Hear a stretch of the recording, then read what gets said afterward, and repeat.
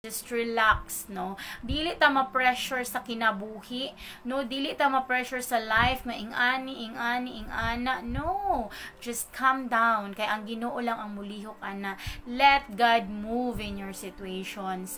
Let God do it for you. Dili gusto ang Ginoo nga pangunahan nato siya sa iyahang plano. Dili kalihok ang Ginoo sa tua kay ngano giunahan nato siya bamuragan ni overtake ka kay God.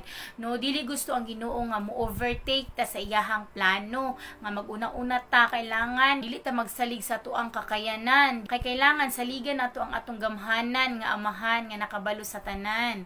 Siya ang naghimo sa tua. God is our creator. God is the creator of the universe. Wala tayo dapat i-worry kay ang Ginoo ang tanan. God is the source of everything.